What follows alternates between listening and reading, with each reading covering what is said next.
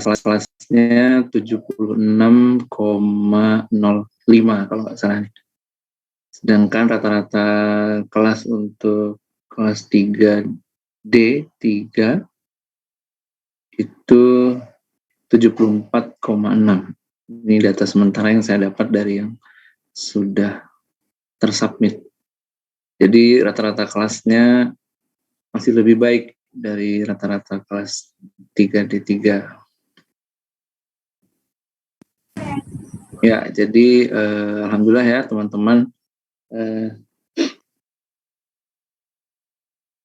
sudah cukup memperhatikan, cukup mempelajari dan memahami apa yang disampaikan, gitu ya. Artinya apa yang disampaikan tidak bertepuk sebelah tangan, gitu. Jadi ada sambutan baik, gitu ya, dari teman-teman semua. Terbukti dari hasil ujiannya, gitu ya, hasil penilaian tengah semester. Saya minta nanti teman-teman presentasi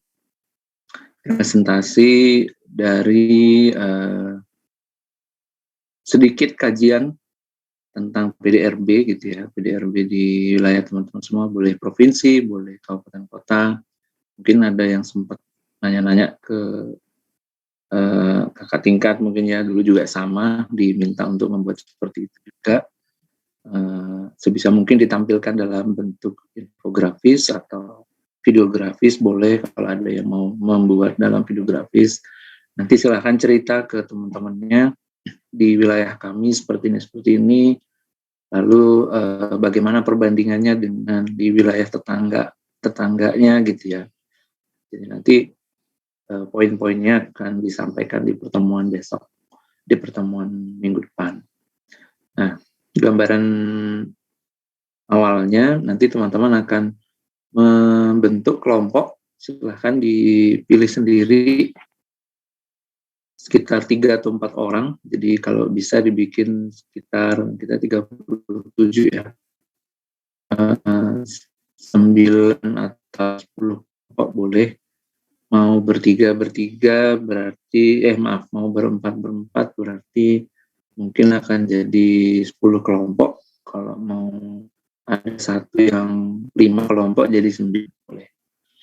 Nah, jadi nanti pilih sendiri, mungkin gengnya gitu ya, sama-sama dari satu Humada gitu, atau mau wah saya cocoknya sama si ini boleh, atau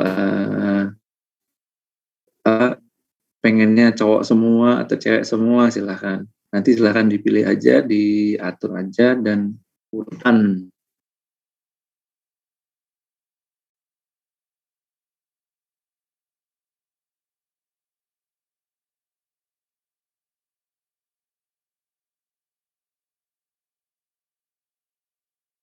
presentasinya. Jadi presentasinya lebih kepada bagaimana gambaran perekonomian di 2 kabupaten atau kota atau provinsi di tempat masing-masing.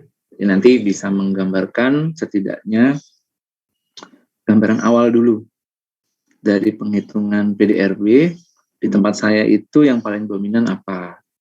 Terus yang dari yang dominan itu yang paling cepat perkembangannya yang mana gitu, atau yang lapangan usahanya paling cepat pertumbuhan ekonominya walaupun nggak dominan tapi dia paling cepat paling tinggi yang mana.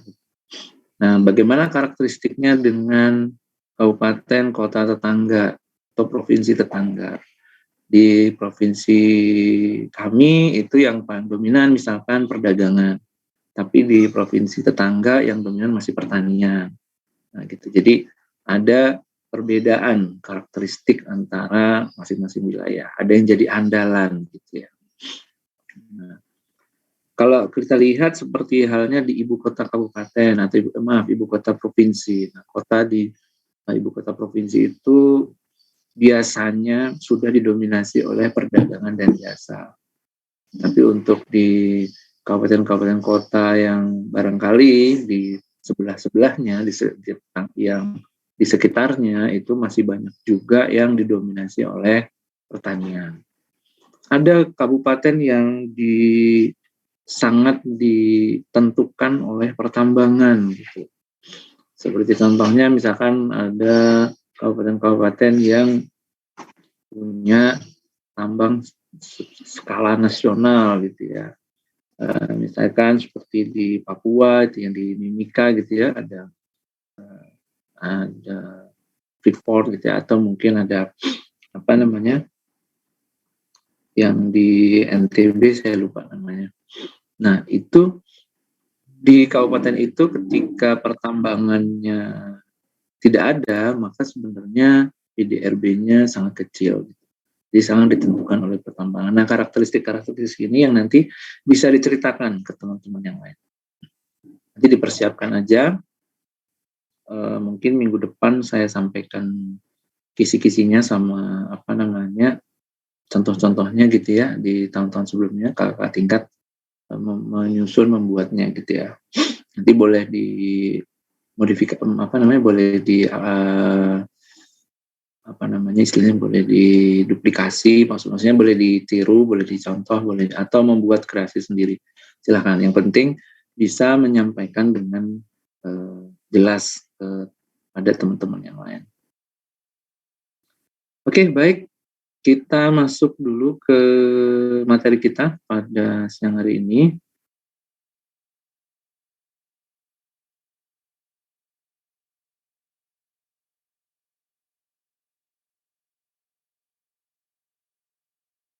Ya, kemarin kita sudah cerita tentang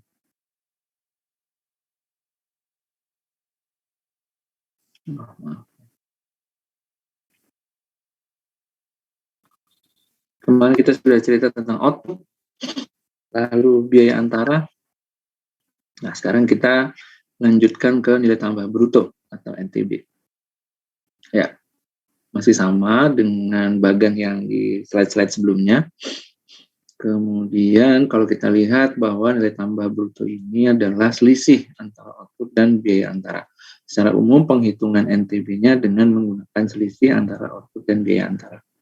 Nah, kemudian kalau kita lihat dari neraca produksi, maka nilai tambah itu adalah item penyimbang dari sisi sumber dan sisi penggunaan. Di sisi sumber itu output yang dihasilkan dan di sisi penggunaan berapa biaya-biaya yang digunakan. Maka selisihnya merupakan nilai tambah. Kalau dari konsep yang ada di dalam SNA atau System of National Account, NTB ini diciptakan dari aktivitas produksi. Jadi kalau aktivitasnya bukan aktivitas produksi, maka selisihnya bukanlah merupakan nilai tambah. Batasan produksi kita udah cerita ya kemarin ya di awal-awal di pertemuan 4 kalau nggak salah atau pertemuan 5 ya. Nah, kita udah cerita tentang batasan produksi, apa saja yang masuk ke dalam produksi dan apa yang tidak dicakup dalam produksi. Nah, isinya apa sih nilai tambah ini? Nilai tambah itu isinya adalah kontribusi tenaga kerja dan modal dalam proses produksi, termasuk juga pajak lain atas produksi, serta subsidi lain atas produksi. Nah, ini nanti kita cerita lagi lebih jauh kalau kita cerita tentang pajak lain atas produksi. Pajak lain atas produksi ini dulu pernah kita sampaikan sekilas ya. Pajak lain atas produksi ini pajaknya itu tidak tergantung sama produk yang dihasilkan. Produknya mau tambah banyak, pajaknya tetap aja segitu.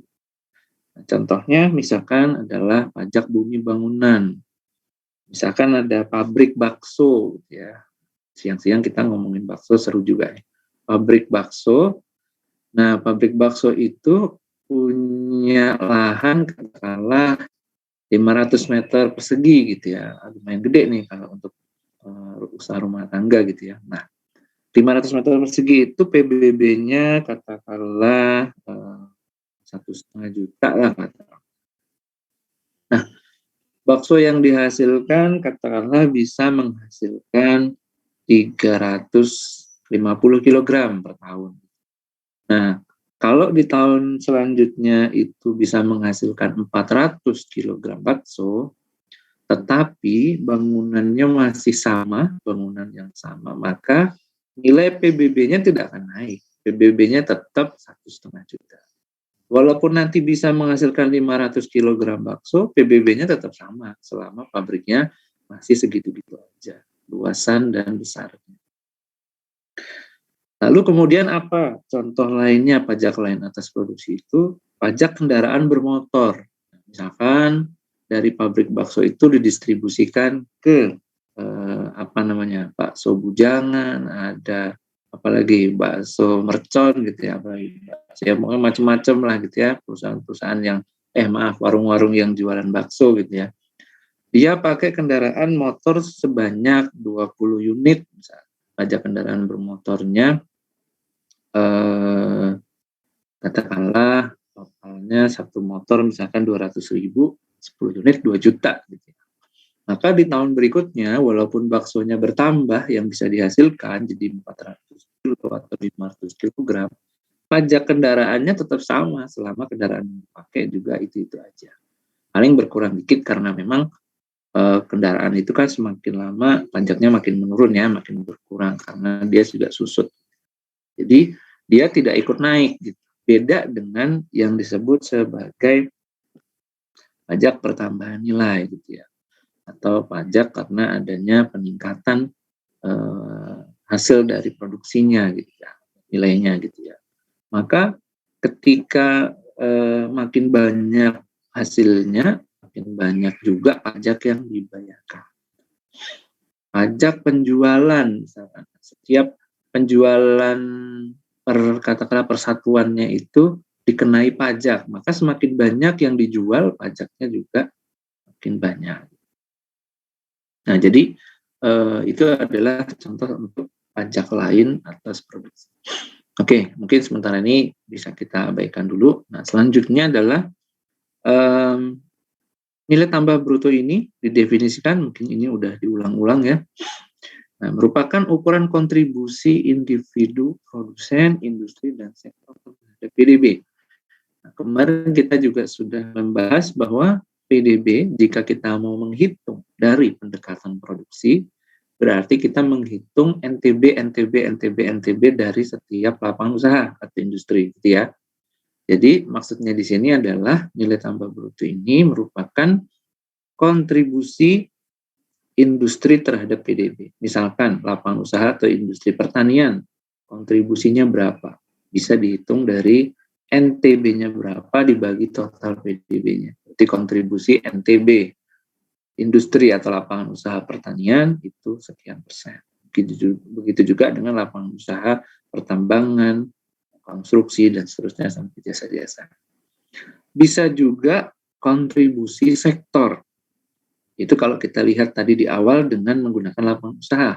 Bisa nggak kalau kita menggunakan sektor? Masih ingat ya sektor apa aja yang masuk sebagai sektor institusi? Masih ingat ya? Ada rumah tangga, ada korporasi, ada LNPRT gitu ya, ada pemerintahan umum gitu ya. Nah, bisa nggak kita lihat dari sisi sektor produksi? Bisa. Jadi kita cari dulu output untuk korporasi finansial berapa, output untuk sektor korporasi non finansial berapa, dan seterusnya.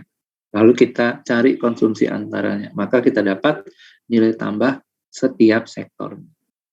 Nanti kita jumlahkan setiap sektornya itu berapa nilai tambahnya, maka juga akan membentuk PDB, nilai PDB, atau kalau di regional nilai PDR. Jadi bisa kita lihat sektor, bisa kita lihat lapangan usaha atau industri. Jadi kalau kita lihat sektor, berarti kita lihat perusahaannya, perusahaan non-finansial.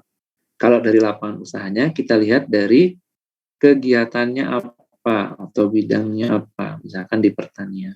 Contohnya misalkan Astra Agro Lestari.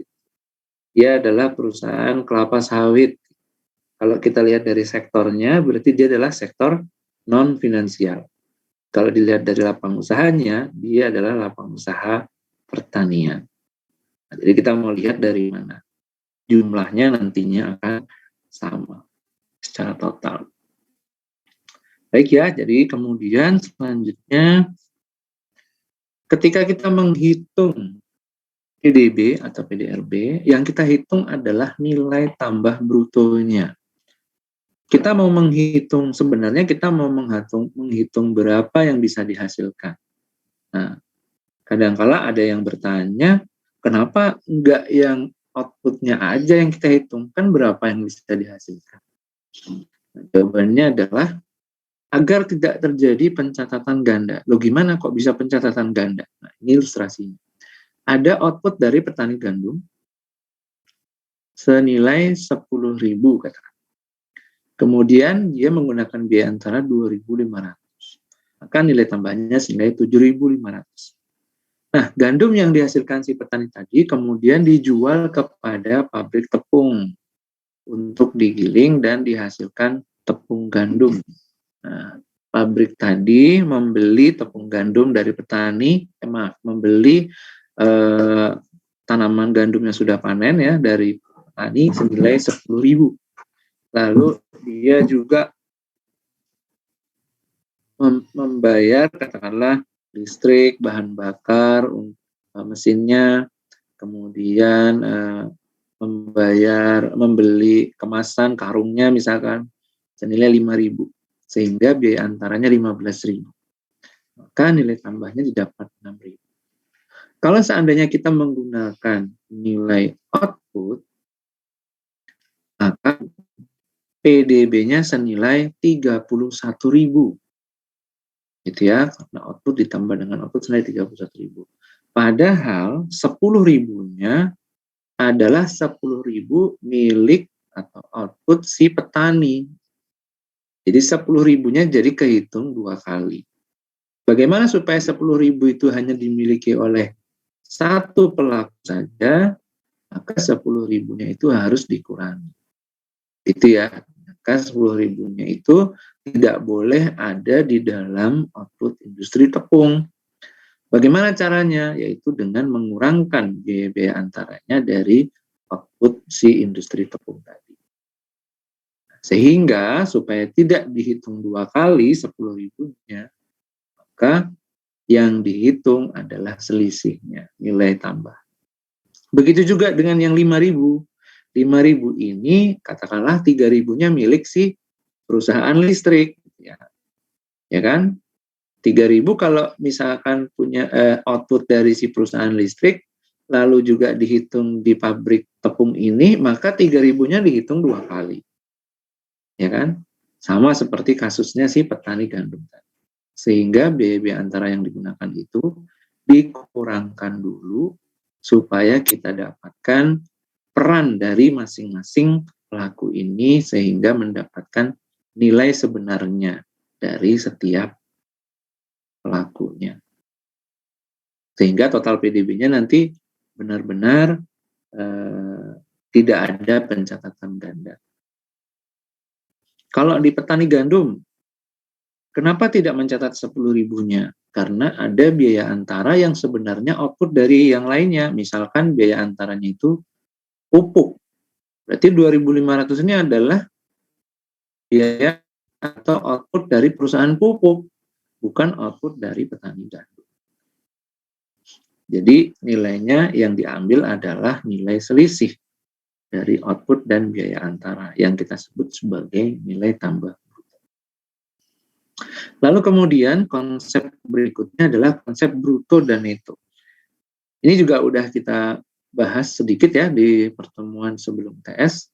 Bedanya adalah di konsumsi barang modal tetap atau kadangkala kalau di neraca mikro atau neraca perusahaan disebut sebagai penyusutan.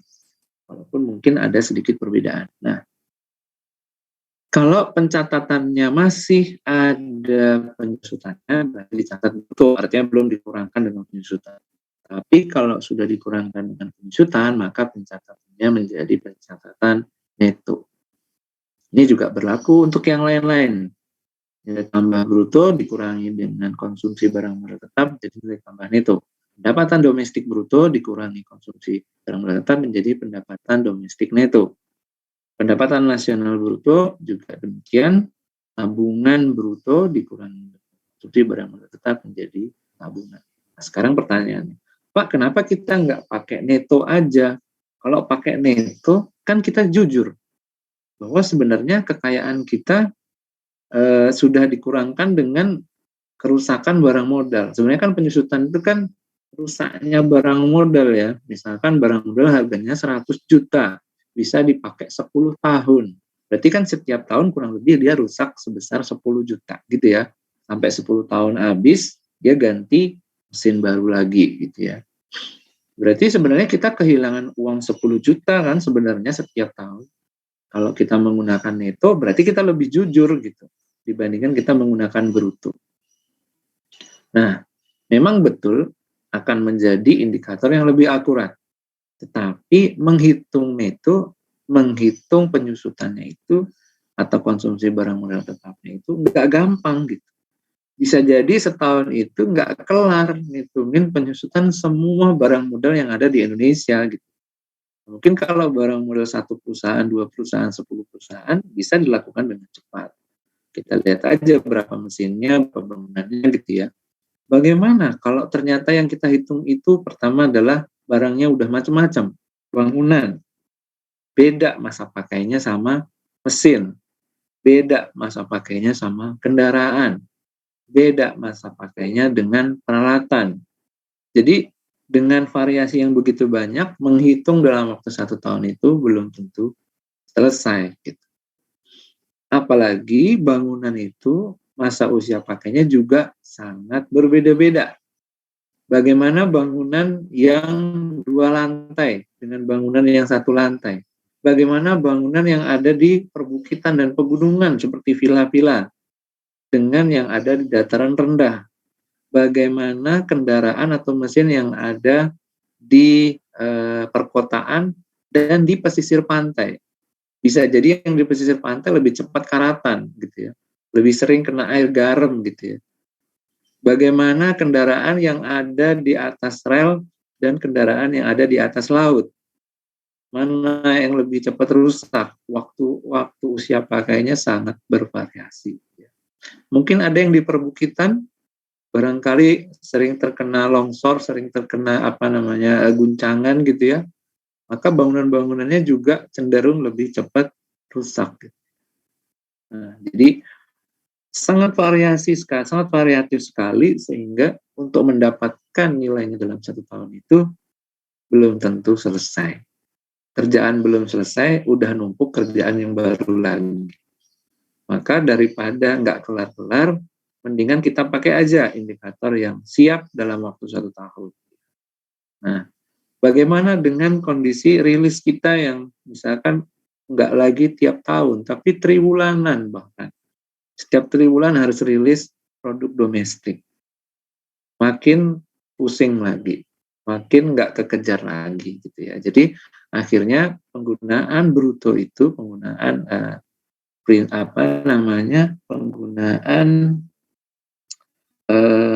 konsep bruto itu lebih populer karena bisa lebih cepat dihasilkan.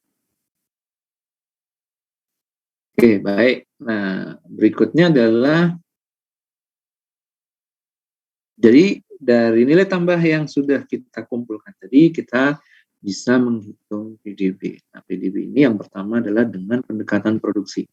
Dijumlahkan semua nilai tambah yang dihasilkan dari setiap lapangan usaha tadi, kemudian atau kategori lapangan usaha ya, maka NTB kategori 1 sampai kategori 17 ditambah dengan pajak kurang subsidi atas produk, maka nilainya adalah senilai PDB produksi. Nah, PDB produksi ini adalah barang dan jasa yang bisa dihasilkan dalam periode waktu tertentu, misalkan 1 tahun. Nilainya akan sama dengan PDB yang kita hitung dengan pendekatan yang lain. Ada pendekatan pendapatan dan pendekatan pengeluaran. Logika sederhananya, ketika sudah diproduksi barangnya, maka nantinya akan dihasilkan pendapatan. Ya kan? Barang dihasilkan, dijual, maka menghasilkan pendapatan.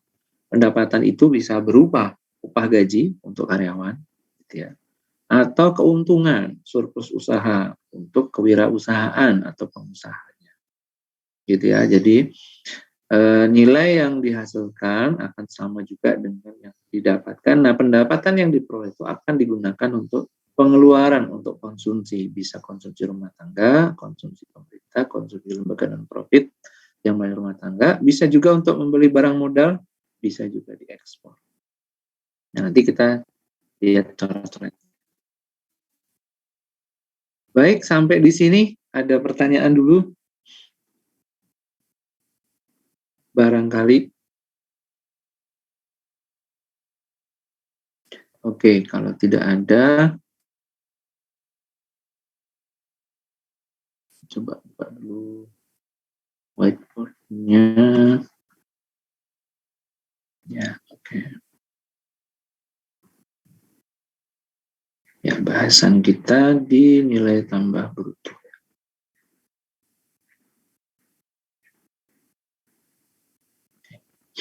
Ya, masih ingat ya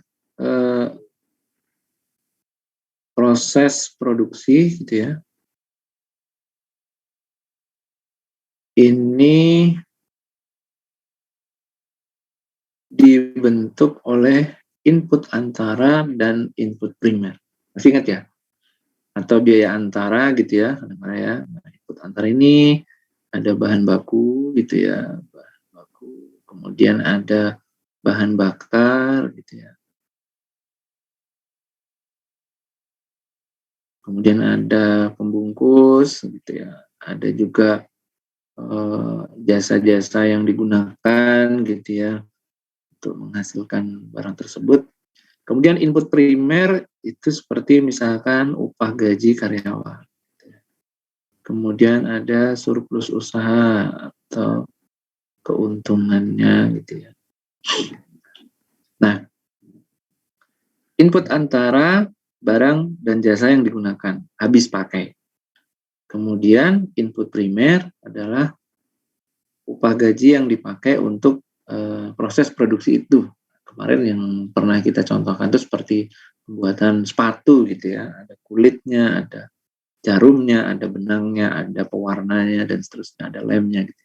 Katakanlah total seluruh input antara secara nasional gitu ya. Jadi input antaranya si perusahaan sepatu, input antaranya perusahaan tekstil, input antaranya pakaian, itu senilai totalnya 300, katakanlah ya, triliun.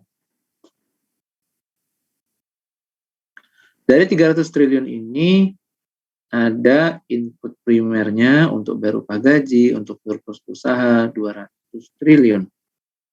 Maka nilai outputnya ini adalah output ya, produksi menghasilkan output senilai 500 triliun.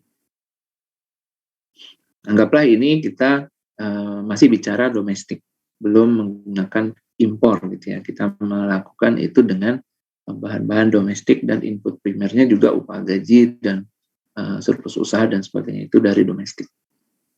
Nah, dari sini maka kemudian akan digunakan gitu ya untuk konsumsi atau penggunaan lah, nggak usah konsumsi ya, penggunaan akhir tahun nih, tulisannya kebaca apa enggak?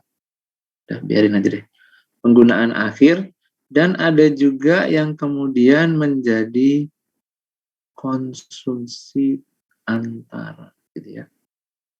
Misalkan apa sih? Nah, misalkan tadi petani gitu ya, petani menghasilkan gandum. Gandumnya kemudian ada yang masuk ke pabrik tepung gitu ya.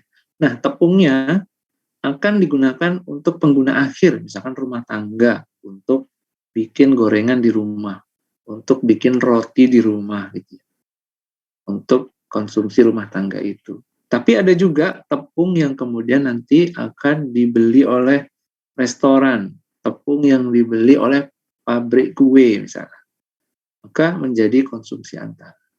Ya. Nah, konsumsi antara tidak lain sama dengan input antara. Jadi dia akan masuk lagi ke proses produksi lagi. Ya kan? Karena konsumsi antara itu sama dengan biaya antara, sama dengan input antara, maka nilai konsumsi antaranya juga senilai 300 triliun. Akhirnya yang dikonsumsi akhir senilai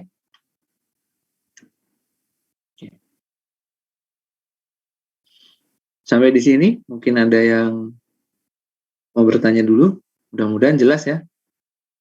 Jadi dari inputnya tadi 300 input antara, input primernya 200. Kemudian terjadilah proses produksi sehingga kita hasilkan output 500. Nah, dari output 500 ada yang diproses lagi, ada yang diputar lagi. Ya. Tentunya kalau input antaranya tadi misalkan tepung, setelah tepung itu input antaranya gandum, kemudian diproses menjadi tepung, tepungnya akan masuk menjadi input antara di proses berikutnya, ya kan? Berputar lagi. Akan ada gandum yang baru lagi, diproses lagi menjadi tepung. Tepung yang sudah jadi berputar lagi ke proses menjadi input antara kepada pabrik rotinya lagi. Begitu seterusnya kan ya. Maka dia akan berputar lagi. Nah, nilai input antara sama dengan konsumsi antara 300 triliun. Sehingga yang tidak dijadikan konsumsi antara atau dikonsumsi akhir, dipakai rumah tangga, dipakai pemerintah, dipakai oleh LMPLT adalah 200 triliun. Gitu ya, selisih dari 500 dan 300. Maka dari sini kita bisa lihat bahwa misalkan kita ditanya NTB sama dengan dikurang, maka nilainya adalah ini 500 dikurangi dengan input antara 300. Tidak lain, NTB ini adalah input primernya, ya kan? Karena output dikurangi dengan input antara. Dengan 200 triliun yang tidak lain sama dengan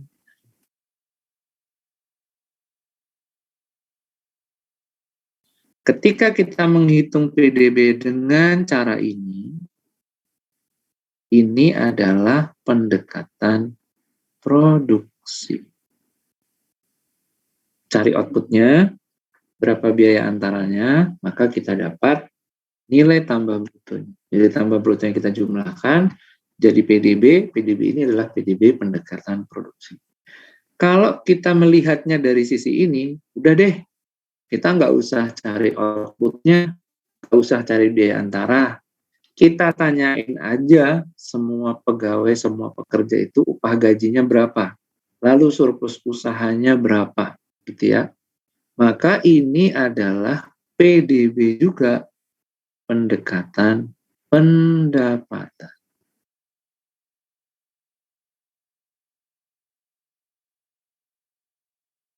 Wah, kayaknya susah. Pada nggak mau ngaku gajinya berapa, pada diem-diem aja gitu ya. Yang punya pengusahanya atau yang dapat surplus usaha juga nggak mau memberikan informasi yang akurat gitu. Ya udah, kalau gitu kita lihat aja dari sisi sebelah sini, penggunaan akhir.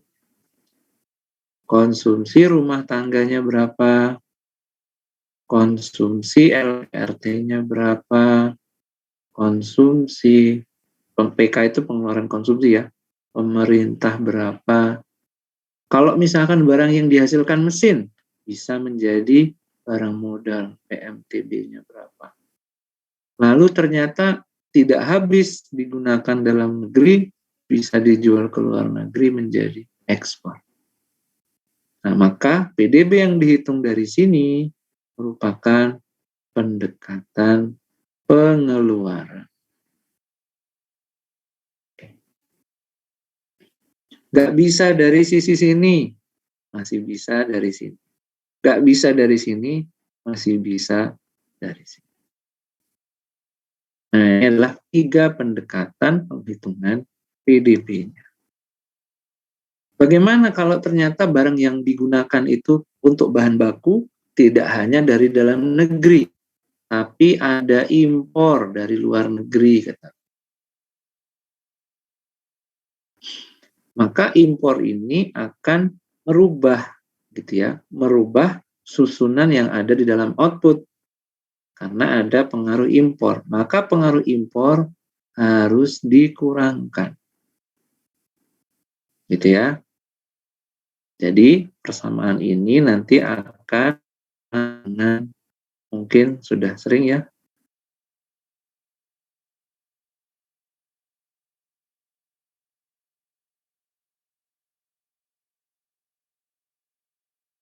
Oke, sampai di sini mudah-mudahan cukup jelas ya.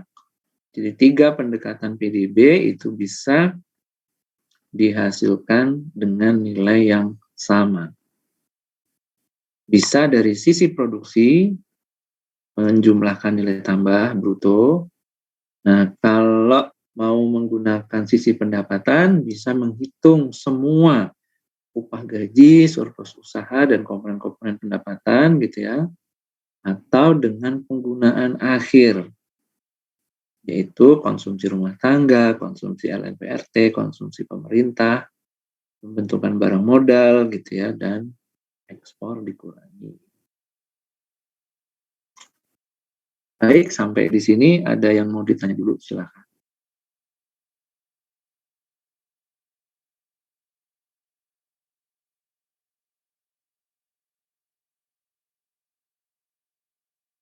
Mudah-mudahan cukup jelas ya alurnya. Jadi kalau ditanya kenapa dari PDB itu bisa dihitung dari 3 pendekatan. Jawabannya adalah tadi,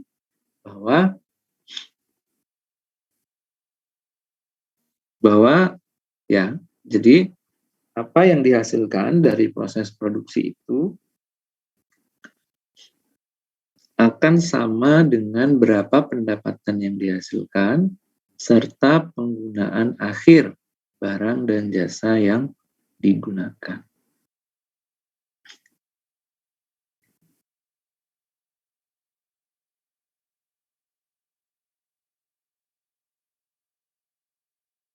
Nah, oke, kalau belum ada, selanjutnya adalah tentang PDB atau NTB, ADHB, dan ADHK. Kenapa ada 2 konsep? Kenapa ada berlaku, ada konstan?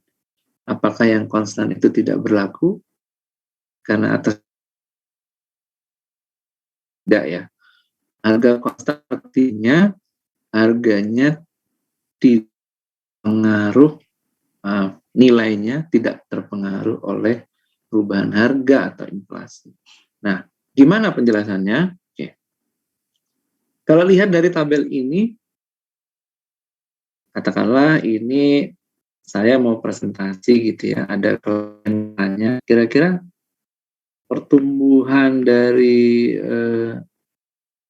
di wilayah Anda, pertumbuhan di wilayah ini bagus nggak? Nah, kebetulan saya jadi national akuntannya gitu, jadi akuntan wilayahnya gitu ya. Oh naik Pak, naik 20% di 2015. Wah, udah semangat nih si investor kan. Terus tahun 2020 apakah naik atau turun? Naik lagi 68%. Wah, saya sudah percaya diri bahwa di daerah saya naik terus gitu. Lalu si klien ini yang investor tadi kemudian nanya ke saya, itu benar-benar ada pertumbuhan produksinya atau sebenarnya baru dapat nilai totalnya saja? Nah, akhirnya saya coba untuk menghitung bahwa di 2010 roti yang bisa dihasilkan di tempat saya itu 100 kilo. Di 2015 ternyata roti yang dihasilkan 100 kilo juga, nggak nambah. Gitu. Baru di 2020 ada nambah 20 kilo. Pabrik-pabrik roti yang bekerja di wilayah saya itu bisa naik produksinya jadi 120. Nah, si investor jadi kaget. Loh, katanya ada kenaikan 20% 2015. Kok produksinya masih sama, masih tetap 100 kilo juga di 2015? Berarti sebenarnya produknya nggak bertambah dong. Oh, ternyata saya lupa bahwa di dalamnya ada pengaruh kenaikan harga. Jadi ketika kita menggunakan penghitungan dengan harga yang ada pada saat itu, maka disebut sebagai penghitungan atas dasar harga berlaku. Sehingga kenaikannya adalah senilai kenaikan 20%. Jadi di sini kalau kita lihat nilainya 100 dikali 50, 5.000. 2005, di 2015 100 dikali 60, 6.000. 120 dikali 70, 8.400. Wah, si investor mulai melihat gelagat saya nih. Kayaknya dia mau membagus-baguskan aja nih. Ternyata naiknya nggak seperti yang dibayangkan. Ternyata si investor tahu kalau saya nggak bisa ngitung PDRB-nya gitu. Nggak bisa ngitung pertumbuhan ekonominya. Nah, akhirnya setelah dicek ulang, ternyata jumlah roti yang bisa dihasilkan masih tetap dari tahun 2010 ke 2015. Sehingga artinya sebenarnya tidak ada pertumbuhan produksi. PDB kan sebenarnya adalah mengukur berapa barang dan jasa yang bisa diproduksi. Nah, ketahuan catatannya bahwa catatannya salah. Karena salah menggunakan konsep ADHB dan ADHK. Nah, sehingga untuk menghilangkan faktor harganya, kita harus membuatnya menjadi atas dasar harga konstan dulu. Bagaimana caranya? Bisa dengan cara menggunakan harga yang sama, yaitu harga di tahun 2010, sehingga betul-betul kelihatan pertumbuhan jumlahnya, pertumbuhan kuantitasnya. Tidak ada pengaruh harga. Harganya tetap di tahun dasar, tahun yang kita gunakan sebagai tahun acuan.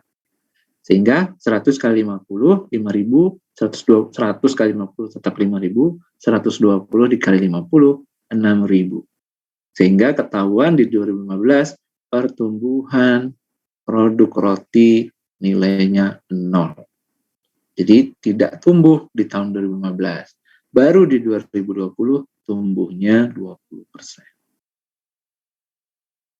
Nah, sehingga kalau kita lihat di sini, maka grafiknya akan jadi seperti ini. Kalau kita menggunakan ADHB akan seperti yang warna biru. Kelihatannya cakep. Padahal ada pengaruh kenaikan harga. Jadi, PDRB atas dasar harga berlaku itu pertumbuhannya merupakan kombinasi dari pertumbuhan ekonomi atau pertumbuhan kuantitas dan pertumbuhan harga. Jadi kalau kita ditanya pertumbuhan ekonominya berapa, berarti pertumbuhan kuantitasnya, pertumbuhan jumlahnya. Apakah jumlahnya bertambah atau berkurang atau masih sama saja.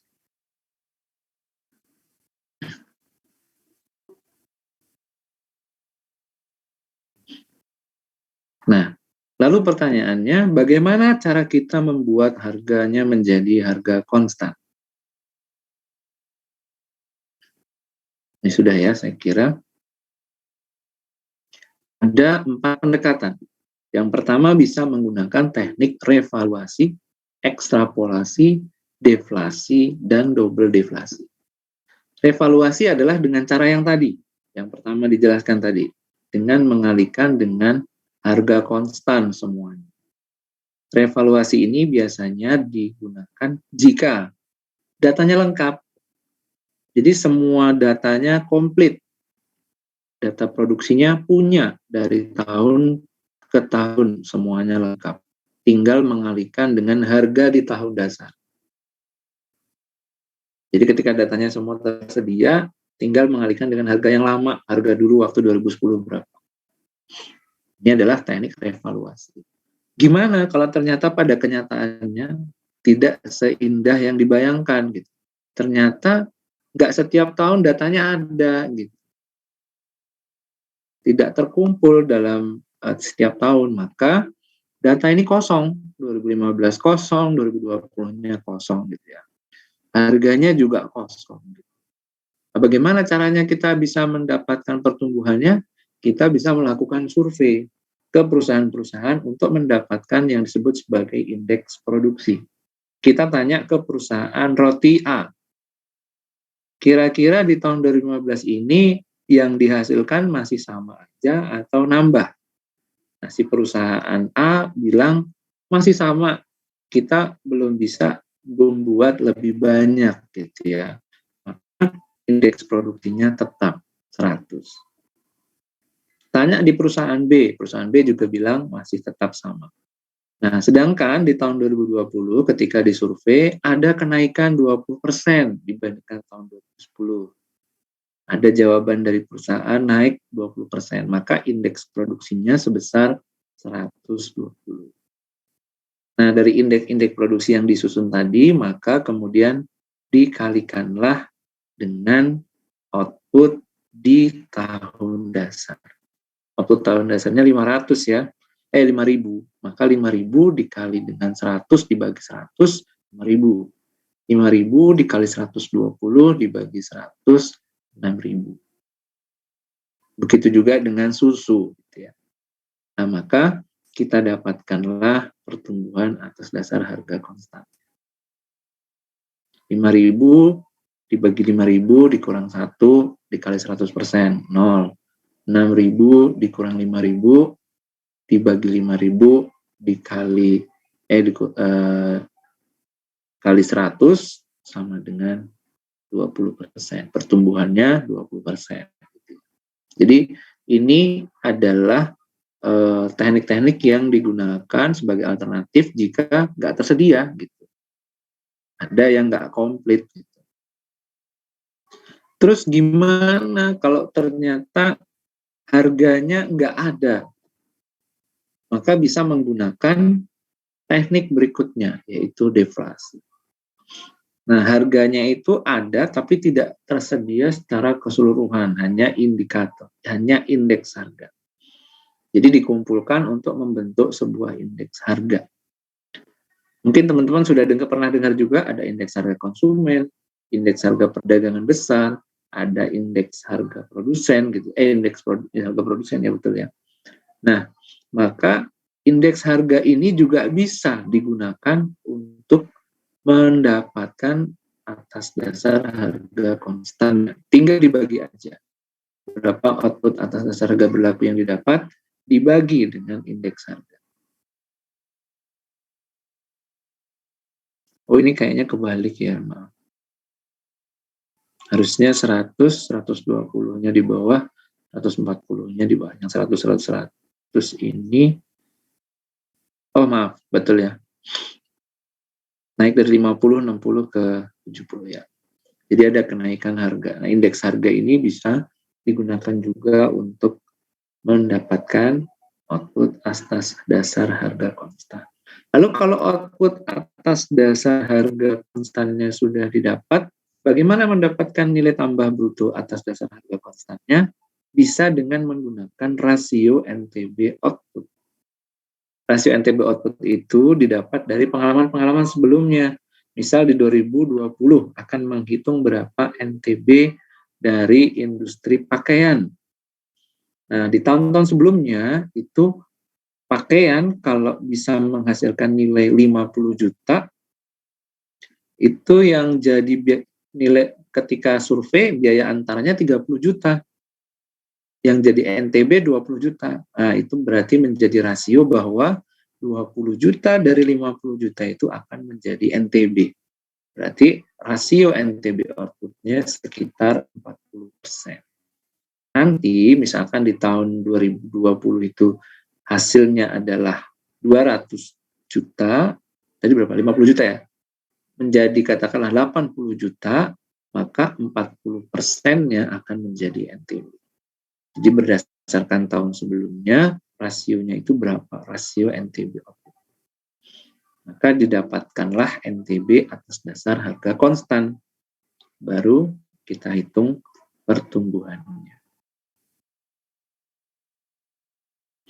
Lalu teknik berikutnya adalah double deflasi. Kalau tadi yang kita deflate outputnya saja, kalau di double deflasi ini, yang di deflate, yang dijadikan harga konstan itu output dan biaya antaranya. Dua-duanya langsung dijadikan harga konstan. Nah, kalau sudah dua-duanya harga konstan, maka diselisihkan akan kita peroleh NTB atas dasar harga konstan. Nah, konsep berikutnya adalah konsep indeks implisit. Ini bukan mencari ADHK ya, bukan mencari atas dasar harga konstan, tapi mencari indeks implisit. Indeks implisit ini adalah rasio antara ADHB dibagi ADHK. Kita tahu bahwa ADHB itu masih ada pengaruh harga. ADHK itu tidak ada pengaruh harga, gitu ya. Maka selisihnya ketika dirasiokan merupakan indeks implisit, yaitu besaran untuk pengaruh harganya tadi. Kalau kita buatkan lajunya, maka dia adalah pengaruh perubahan harga. Atau seringkali kita sebutnya sebagai inflasi. Nah, biasanya kalau nanti ngitung PDRB itu berapa ADHB-nya, berapa ADHK-nya, ketika dibagi maka ketemu indeks implisit. Indeks implisitnya kemudian dibikin pertumbuhan, dibikin laju. Kita bandingkanlah dengan inflasi yang rilis. Mirip nggak? Oh, ternyata jauh. Wah, angka kita berarti hitungan kita jangan-jangan salah. Bikin ulang lagi. Dicek dengan inflasi biasanya. Baik, sampai di sini saya kira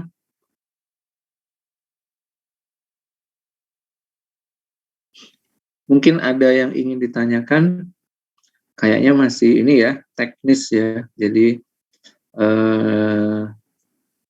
mungkin nanti kalau di pertemuan berikutnya kita ada kesempatan, kita coba sedikit-sedikit praktek untuk bagaimana menghitung dari output, biaya antara, dapatkan ADHB dan ADHK-nya, lalu kita hitung mungkin pertumbuhan ekonominya. Saat ini boleh teman-teman buka di publikasinya di kabupaten kota atau provinsi masing-masing, DRB, ADHB, ADHK. Bagian dari NTB, ADHB, dan ADHK. Baik, sampai di sini mungkin ada yang ingin ditanyakan. Mudah-mudahan. Izin bertanya, Pak. Ya, silahkan. Berarti yang NTB konstan tadi itu nggak ada angka pastinya gitu ya, Pak? Nggak ada angka pastinya. Maksudnya kan itu kan dari yang tadi itu katanya didapat dari pengalaman tahun sebelumnya gitu kan, Pak? Oh, rasionya. Rasionya. Rasionya. Iya, jadi rasionya ini biasanya dengan menggunakan survei. Jadi coba disurvei beberapa perusahaan gitu ya. Kira-kira di dalam survei itu ditanyakan berapa penjualannya, sekian. Bahan-bahan yang digunakan berapa, biaya listrik dan segala macam berapa, sampai dapat biaya antaranya berapa.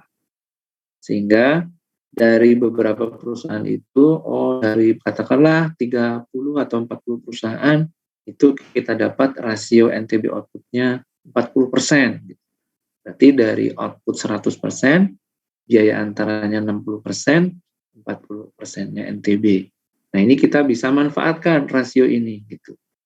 Kan kita nggak harus menghitung total semua perusahaan di Indonesia ya. Nah, kalau kayak gitu kan kita nggak nggak efisien gitu ya. Nah, jadi dari rasio NTB output itu kemudian kita bisa memperkirakan, output ADHK-nya segini. Berarti NTB ADHK-nya 40%. Jadi rasio ini kayak in-depth study atau kajian gitu ya. Nggak setiap tahun sih, karena biasanya setiap tahun itu nggak banyak berubah. Misal dalam 5-10 tahun, karena ada perubahan teknologi. Sekarang udah banyak robot nih. Jadi upah gajinya sedikit. Gitu ya. Tapi biaya antaranya tambah naik. Benar nggak? Nah, kalau banyak pakai robot, karyawannya makin dikit nggak? Berarti kan upah gajinya makin dikit. berarti nilai tambah brutonya makin dikit. Betul nggak? Input primernya makin dikit kan? Tetapi biaya listriknya makin banyak. Kalau robotnya pakai BBM, berarti biaya BBM-nya makin banyak. Berarti input antaranya makin besar. Ya, berarti rasionya bisa bergeser. Yang tadi nilai tambah bruto upah gaji, isinya kan nilai tambah bruto itu 40% dari total output, bisa jadi karena sudah banyak yang robotisasi gitu ya, banyak yang menggunakan robot, maka upah gajinya yang dibayarkan perusahaan jadi berkurang. Jadi total cuma 30 atau 35%. Rasionya juga jadi bergerak.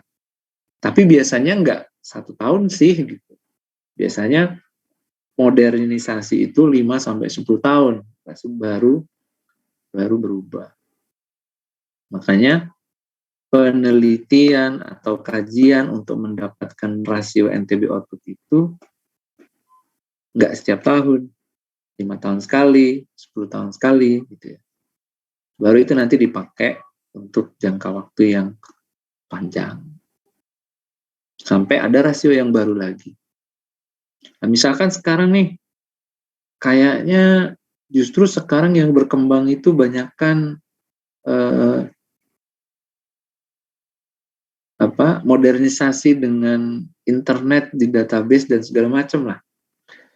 Yang dulu mungkin nyewa hard disk gede-gede, nyewa penyimpanan besar-besar. Sekarang bisa pakai cloud, bisa pakai katakanlah dengan teknologi baru bisa menyimpan dengan lebih efisien.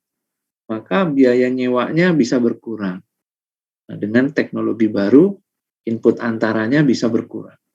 Atau dengan misalkan dulu harus nyewa mobil untuk mengantar barang ke sana kemari gitu ya. Sekarang sudah ada jasa kurir. Sekarang bisa pakai GoSend aja. Sekarang bisa nitip di katakanlah ojek online gitu ya. Maka biayanya bisa makin berkurang, bisa lebih murah. Dulu harus katakanlah lewat jalan darat seminggu baru nyampe. Sekarang bisa lewat pesawat, bisa mempercepat waktu, tetapi biayanya makin besar. Nah, biayanya memperbesar input antara. Jadi bisa berubah rasionya yang jadi input antara dan yang jadi nilai tambah. Gitu ya barangkali ya. Ya, terima kasih Pak. Baik, mungkin ada yang ingin ditanyakan lagi. Mudah-mudahan clear ya, mudah-mudahan jelas. Nanti bisa di baca-baca lagi, bisa didalamin lagi. Kalau tidak ada, saya sampaikan responsinya.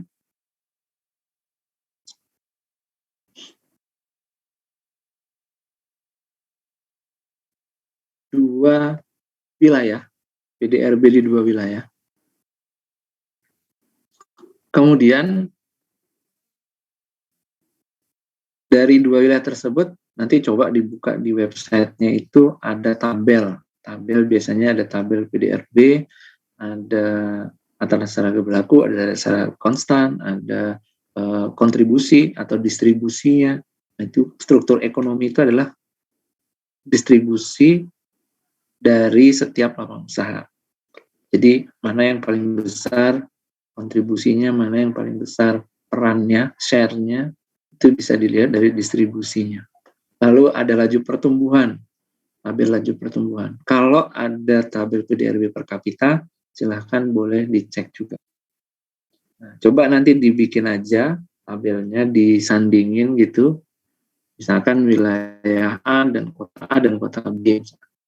Misalkan kota Mataram dan Lombok Barat, misalkan bertetanggaan ya. Kota Mataram ADHB-nya, PDRB ADHB-nya berapa, Lombok Barat PDRB ADHB-nya berapa. Kota Mataram PDRB real ADHK-nya berapa, Lombok Barat berapa.